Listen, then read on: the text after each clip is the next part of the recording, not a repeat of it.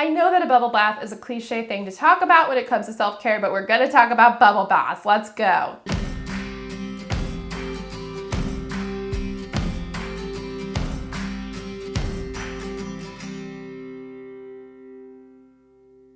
Okay, so my last video was about work-life balance, and I kind of a little bit talked about self-care.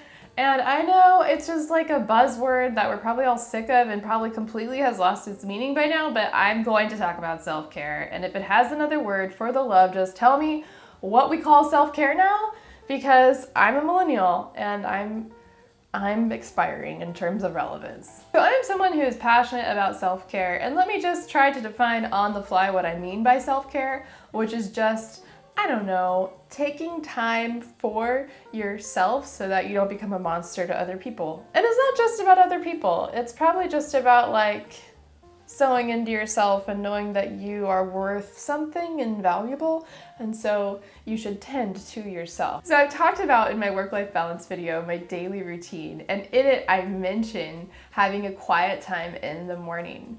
And I have been really intrigued to find that when I do have this intentional set apart time, it could be maybe 30 minutes to an hour, I don't have as much like fluttery anxiety, like physical anxiety in my body.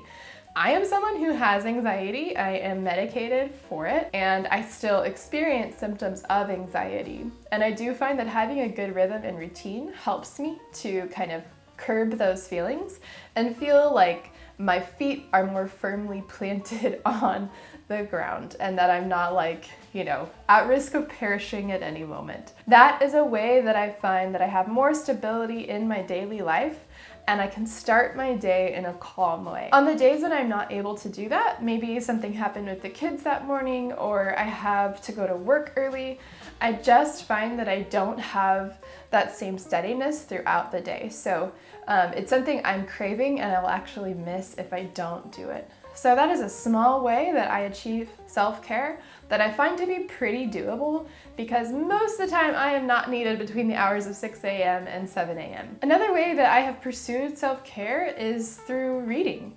I found that when I went to the library recently, I felt a lot of joy when I was there. And one time my therapist a long time ago said, pay attention to the things that bring you joy. And it's really easy to like not realize that, not be intentional about it. But when I was at the library, I was like, here, I like this place. I feel happy. I feel a sense of adventure. And it's probably because when I was little, I felt that way when I'd go to the library. And so I took a long period of time where I didn't read a ton. Like I really pushed myself to read 20 some books last year. And now I've read more than that, which is incredible because it's only March. And I can only attribute that to the fact that I was being self-aware and I knew that going to the library and checking out and reading books would bring me joy. And so this is partially about reading, but it's also about leaning into the things that give you joy. And just like having your radar up, having your antenna going and being like, ooh, that thing, that thing. Another way that I pursue self-care, and it's so cliche, but I started taking bubble baths. I probably went on a break of taking a bath for like a year and a half or 2 years. Like I hadn't taken a bath in a really long time, but my girls got me some bubble bath for my birthday and I was like, let's do this. And I had a bunch of sheet masks. And so now it becomes this fun thing where I can lay in the bath and I can soak and I can like actually give myself a pedicure and I can like help my skin by wearing a sheet mask, and then I get a bathtub friendly book, which means it's either an audiobook or it's a book I own and am not borrowing, so when I get it wet, it's okay. It's just very good for me. I'm finding it like calms me in ways I need to be calm, it resets me, and helps me mentally prepare for the rest of whatever the day or the week has to offer. So a final and slightly annoying thing that I do for self-care is I feed myself well and I hydrate myself. I'll have a smoothie for breakfast and then I might have a salad with like my Southwest salad with like chicken and black beans and avocado ranch salsa, that kind of thing.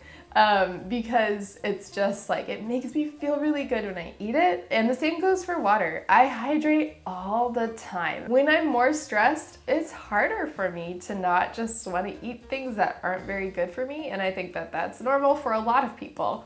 A lot of us are emotional eaters. And so I can't do this in every season, but in this particular season, I don't feel those cravings to eat a bunch of junk.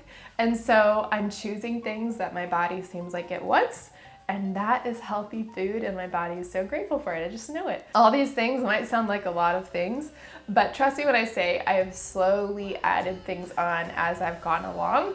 It's not something I did all at once. I am someone who is prone to burnout. I will give up and quit fast if I feel overwhelmed.